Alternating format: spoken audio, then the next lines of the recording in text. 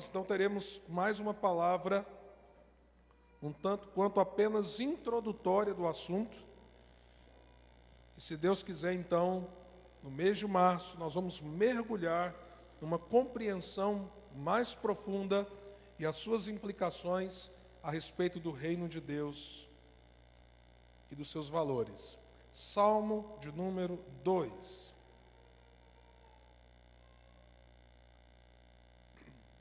Assim diz a Escritura: por que se amotinam as nações e os povos tramam em vão?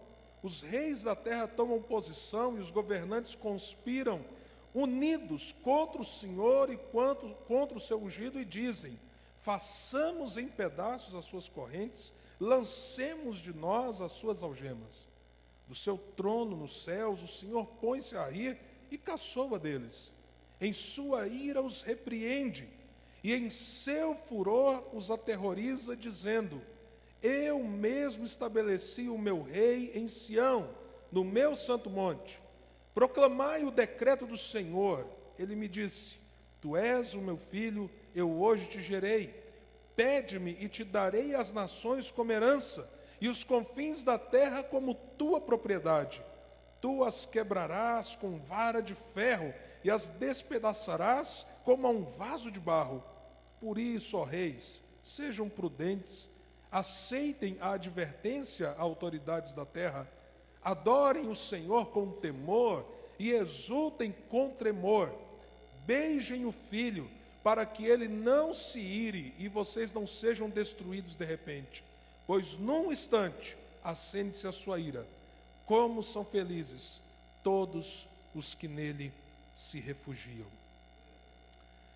Essa semana nós assistimos pelos telejornais, na verdade agora, mais ao final da semana, que começou uma intervenção do governo federal no estado do Rio de Janeiro, na área específica da segurança. Um coronel experiente, mais de 40 anos de serviço ao Exército Brasileiro, assumiu como interventor o cuidado com a segurança naquele estado. No mesmo dia, o governador do estado, conhecido como Pezão, deu uma entrevista a uma cadeia de televisão e ele acabou soltando um desabafo. Evidentemente que para ele, como governador, ter que aceitar uma intervenção e concordar com essa intervenção é algo, no mínimo, humilhante. Mas, ao mesmo tempo, ele disse: alguma coisa precisa acontecer. E o Estado não tem como reagir, apesar dos recursos, das suas polícias e assim por diante. Mas o entrevistador, na verdade, era uma bancada de entrevistadores, eles foram apertando o governador. Mas o senhor não acha que o senhor tem falhado? Mas a polícia não tem falhado, e não sei quem tem falhado. E ele foi tentando responder. Era nítido no seu olhar, no seu jeito, como ele estava abatido, descrençado, desmotivado, vencido pela circunstância. E aí, de repente, ele falou assim: está na hora da sociedade começar a assumir sua culpa também. E ele disse: vocês têm ideia do que aconteceu no carnaval? Que polícia segura um povo que entra aos milhares nos vagões do metrô e gera uma desordem tal que os vagões ficam irreconhecíveis? Quem segura um povo que resolve entrar, por exemplo, em multidão, num bloco de carnaval, dentro de um supermercado, e arrastar todas as mercadorias e roubá-las? E ele foi citando algumas coisas. E o que me chamou a atenção no desabafo do governador, e eu não quero aqui, meus amados irmãos, entrar no mérito se ele, como governante, tem feito um bom ou um mau trabalho, se ele é honesto, se ele é corrupto. Eu não estou aqui nesse momento para julgar essas coisas, nem é meu papel. Mas o desabafo daquele homem mostra uma coisa que se evidencia com intensidade, não só no Rio de Janeiro, mas por onde a gente tem caminhado nessa nação. Há um espírito orgulhoso, beligerante, vaidoso no nosso povo. Há um espírito, e quando eu estou dizendo espírito, eu não estou falando de demônios, eu estou falando de gente, coração humano. Há um coração humano crescente na nossa sociedade, que tem muito a ver com uma afirmação desse texto: solte as correntes, solte as algemas, ou seja, não me prenda, não imponha limites sobre mim, não tenha autoridade sobre nada na minha vida. E se nós observarmos, há na sociedade em que vivemos, e não apenas na brasileira, gente e mais gente, e mais gente, e mais gente, que só consegue enxergar uma coisa: direitos, direitos, direitos, direitos. Eu penso, por exemplo, na situação dos nossos educadores. Esses dias eu conversei com um irmão inteligente, profissional gabaritado, professor universitário. Sabe o que ele me falou? Pastor, eu estou desistindo de ser professor. E eu perguntei para ele: por que, meu irmão? Porque você entra, nós estamos falando de uma universidade, porque você entra numa sala de aula, e você tem, por exemplo, um monte de alunos com fones de ouvido, ouvindo rock, seja lá o que for, funk. Ai de mim como professor se eu disser: tira isso do seu ouvido. Por quê? Porque é uma geração de pessoas que só tem direitos. Direitos, direitos, direitos, direitos, direitos. E não jogue sobre mim a sua algema. Não me ponha amarras. Não espere governar em nada sobre mim.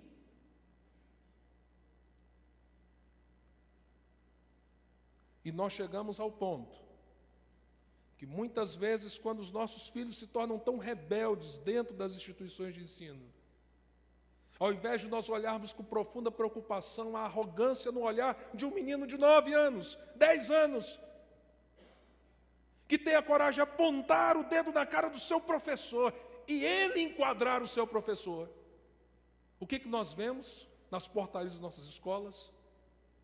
O que as coordenadoras precisam administrar? O orgulho dos pais, que ao invés de educar os seus filhos e dizer assim: não é assim, você tem que ter limites, você não pode achar que a vida, tudo que você quer vai chegar na sua mão sem esforço, sem dedicação, e que todo mundo existe para te servir. Não, o pai vai lá e confronta na frente do filho, a coordenadora que está lá para ajudar na formação daquela criança. Quem aqui trabalha na área da educação ou já trabalhou? Eu estou exagerando? Se eu estiver, por favor, alguém me diga. Eu estou exagerando? Tem que ter lei no nosso país para o povo não bater em funcionário público. Tem que estar estampado lá. É pena de tanto tempo agredir verbalmente ou fisicamente um funcionário público. Por quê? Um país de gente que se sente cheia e cheia e cheia de direitos. E aí, meus amados irmãos, não se constrói civilização e sociedade assim. Quando um grande número, e talvez a maioria das pessoas, acham que tudo deve existir para que elas sejam servidas, mas elas não existem para servir a nada e a ninguém. Isso não é uma coisa nova. Isso não é uma característica só da sociedade brasileira, apesar de que nós estamos vendo isso crescer num volume assustador. Isso tem a ver com a queda humana, com o afastamento do ser humano de Deus. A queda nada mais foi do que um espírito justamente de rebelião, de quebra da autoridade de Deus sobre os homens. Deus é o Rei de toda a terra. Deus é o Senhor de todas as coisas, Ele é o soberano, mas num determinado momento da nossa história, e bem lá no princípio da nossa história, o que fizemos nós como seres humanos? Nós estamos sacudindo as algemas, nós não queremos as suas correntes, nós queremos ser quem quisermos ser, sem o seu governo sobre nós. A natureza beligerante e orgulhosa do coração humano encontra sua raiz lá na queda. E esse salmo nos relembra esse grande conflito, onde os povos, as nações, elas se aglutinam contra Deus e o seu ungido. Eu lembro, há alguns poucos anos atrás, que um comentarista extremamente articulado, ele gastou cerca de 10 minutos numa crítica a um ex-presidente da República, porque no seu discurso ele ousou dizer assim: se Deus quiser,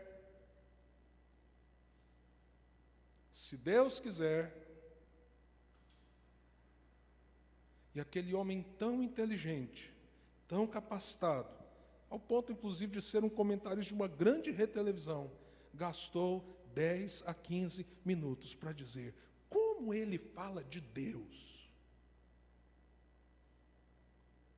como ele cita Deus no seu discurso, como se essa fosse uma grande ofensa. Nós temos, o mundo que nós estamos, tem excluído Deus, tem apartado Deus, tem se rebelado contra Deus e tem dito a Deus: nós não queremos a sua interferência, nós não queremos o seu governo sobre nós, nós não queremos que você exerça a sua autoridade e o seu poder sobre as nações, nós não lhe aceitamos, nós nos rebelamos contra você. Esse é o estado de coisas. E isso cada vez mais tem conduzido o coração humano a esse nível de rebelião e, diga-se de passagem, autodestruição. Mas nesse texto, nós vemos Deus rindo disso. Não é isso que o texto diz? Do seu trono, versículo 4, o Senhor põe-se a rir e caçova deles. O Deus a quem servimos é um Deus que, com um sopro da sua boca, diz a Escritura, Ele destrói todos os seus inimigos.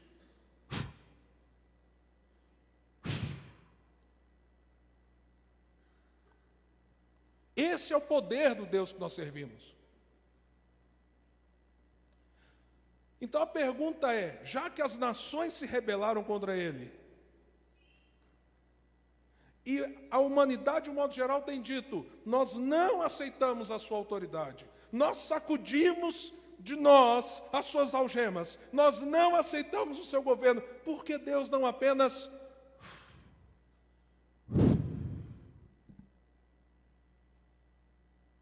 Você acha que ele não teria direito? Você acha que isso tornaria mal? Você acha que ele seria injusto? Pois se Deus fizesse isso, ele seria totalmente santo, justo e verdadeiro, e por mais que possa parecer para você estranho, continuaria sendo Deus amoroso. Então, por que ele não faz isso? Por uma coisa chamada misericórdia. E porque há um plano de resgate daquilo que sempre foi dele. Nesse texto, Deus não apenas ri, mas Deus diz, eu constituí o meu rei está sobre Sião. Quem é esse rei? Todo o Velho Testamento vai apontar para ele, e o Novo Testamento nos responde, o rei do reino é Jesus de Nazaré, eu constituí o meu rei. Vocês acham que vocês podem se rebelar contra mim e nada vai acontecer? Há um rei assentado em Sião. há um rei assentado em Sião. E ele diz sobre esse rei, que ele é o seu ungido. Tu és meu filho. Que coisa tremenda.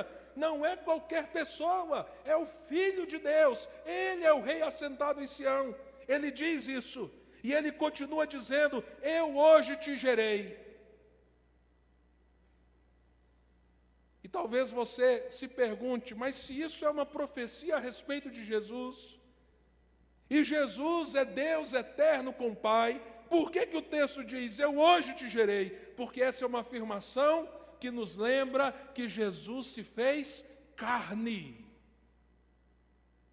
Ele é o Filho eterno do Pai, mas que num determinado tempo da história, veio e se fez carne, para ser rei sobre Sião, o monte do Senhor.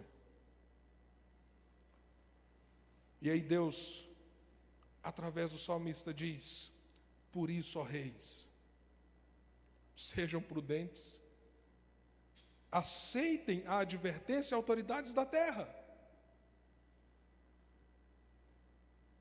Vocês não estão entendendo? Há um rei constituído, há um rei que governará, há um rei que tem autoridade. Esse rei é meu filho, que eu gerei, trazendo fisicamente, encarnado como homem sobre a terra. Sejam prudentes. Mas, Senhor, então o que devemos fazer diante desse fato? E aí o texto diz, beijem o filho. Beijem o filho, para que a ira dele não venha sobre vocês. Isso parece estranho, não parece? Mas existe um rei, esse rei então precisa ser agora adorado e honrado, não apenas como rei, mas o próprio Deus encarnado, que veio sobre o mundo, e o que eu tenho que fazer é beijar? Aqui um simbolismo muito forte da época. Quando um império vinha sobre um reino e subjugava aquele reino, e aquele reino menor se submetia ao rei que agora é rei sobre aquele lugar, havia uma cerimônia de rendição, de entrega, em que o rei derrotado tinha que se achegar humilhadamente, humildemente, e às vezes a cerimônia era beijar os pés do rei. Às vezes era beijar a mão do rei, sem poder levantar o olho, sem poder levantar a fronte, como diz, ó, você é rei, mas eu sou rei. Não, eu estou me despindo de todo o poder, de toda a autoridade pessoal. Você é rei. Você agora governa. Beijar o filho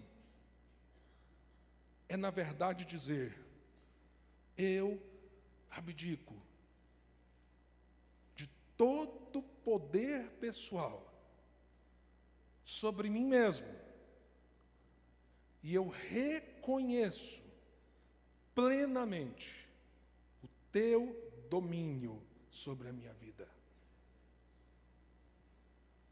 E o que Deus está dizendo? Ouçam a advertência.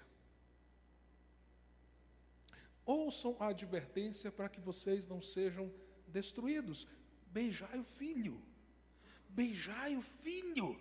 Se prostrem diante dele e o reconheçam como a autoridade plena, suprema sobre vocês.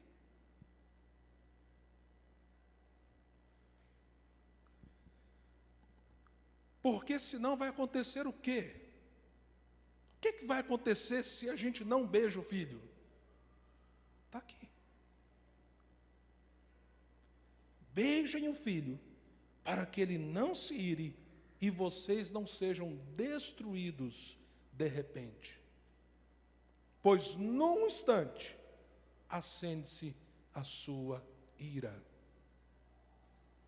Pastor, isso é bíblico mesmo? E como é? Nós temos que lembrar que a profecia do Velho Testamento olha para frente e nos mostra uma cadeia de montanhas. Então, o que o Velho Testamento está nos dizendo aqui? Há um mundo em rebelião, há um mundo confrontando a autoridade daquele que é o Senhor de todas as coisas. Um mundo que diz: não aceitamos que você tenha domínio sobre nós. Essa é a relação do mundo atual com Deus.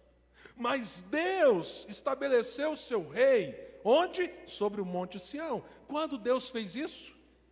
Você acha que é à toa que Jesus pregou: arrependam-se, creiam, porque o reino está entre vós, o reino chegou até vocês, o reino está presente aqui, agora. Por quê? Porque o rei do reino havia chegado. E agora então nós temos essa outra montanha da verdade bíblica, que para o salmista está próxima das outras, mas quando a gente vai andando diante de uma cadeia de montanhas, você percebe, às vezes uma montanha não está tão juntinha da outra. Então observe que coisa tremenda. Quando o rei veio, ele veio em que condições? Em humildade. Colocado numa manjedoura, em forma de servo. Sua aparência física não era, por exemplo, do rei Saul. Lembra do rei Saul, que a Bíblia diz que ele ficava no meio da multidão e as pessoas batiam aqui no peito dele. O homem era forte, bonito, viril. Aparência que, quando chega perto de você, te intimida com a beleza, com a força. Ah, meus amados irmãos, Jesus não era assim, não. Não houve nenhuma formosura que pudéssemos ter visto nele. Não é isso que o profeta disse. E em que lugar você vê as pessoas atrás de Jesus, como, por exemplo, o povo de Israel foi atrás de Absalão pelos seus lindos cabelos, pela sua aparência, pela sua formosura, e ele seduziu o povo contra o seu pai. Onde você vê a Bíblia dizer que alguém foi atrás de Jesus porque ele era lindo? Não. Humilde, pobre.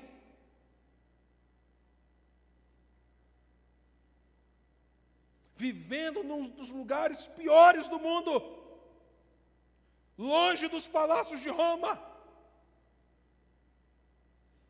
Rei que entra em Sião, em Jerusalém, a cidade do grande rei que é ele, montado num jumentinho.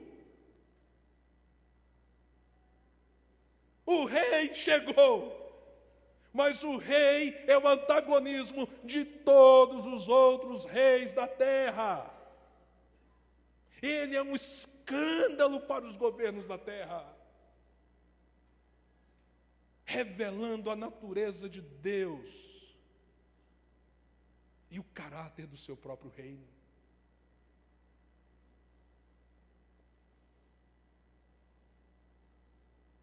Mas precisa beijar o filho, o cordeiro.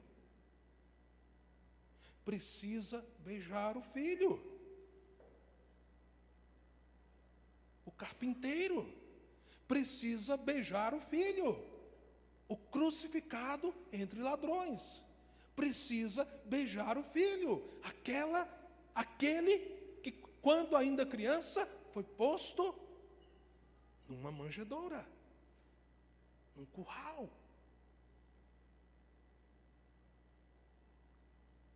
Porque quando você o beija, você está dizendo: de fato, tu és o rei sobre todos os reis.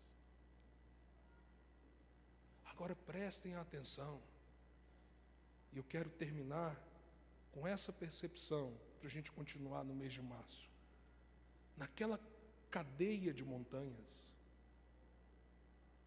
que a gente vai visitando pela história, que o salmista olha e diz, aqui há rebelião, e muita rebelião, mas tem um rei que será assentado, e aí passa-se o tempo, o rei está presente e se assentou, e foi levantado sobre a terra, como diz a Escritura, para que aqueles que o olhassem fossem salvos. Meus amados irmãos, nós não chegamos no final da serra, nós não passamos ainda por todas as montanhas, há montanhas à nossa frente sobre o reino.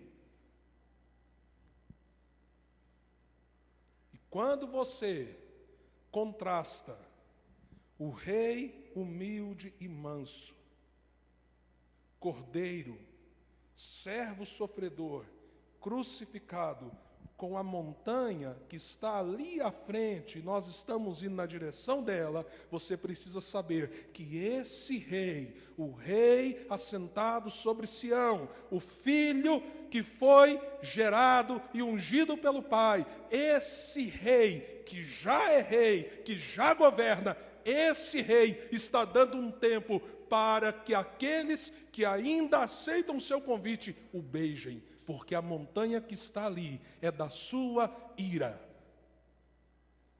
Porque a segunda vinda de Jesus não será como a primeira. A segunda vinda de Jesus é dia de juízo. E o cordeiro também é o leão. E o cordeiro rugirá como o leão que é sobre as nações. E aqueles que não tiverem beijado o Filho serão destruídos.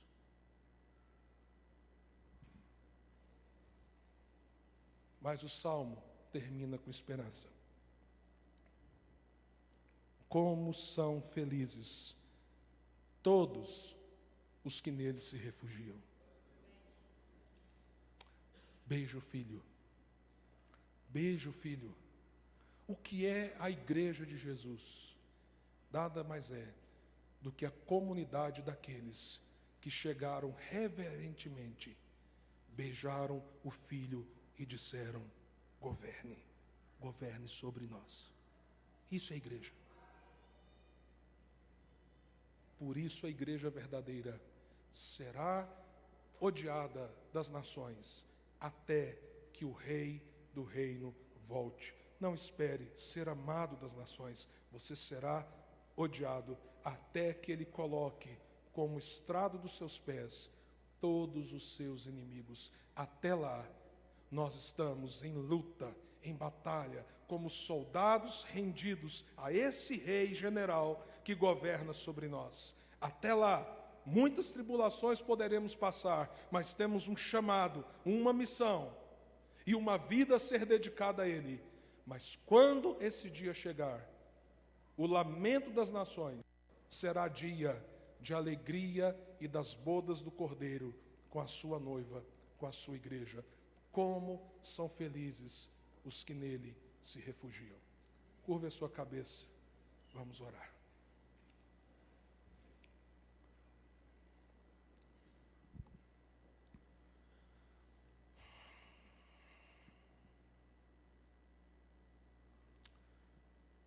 Reconhecemos o teu governo sobre nós, Senhor.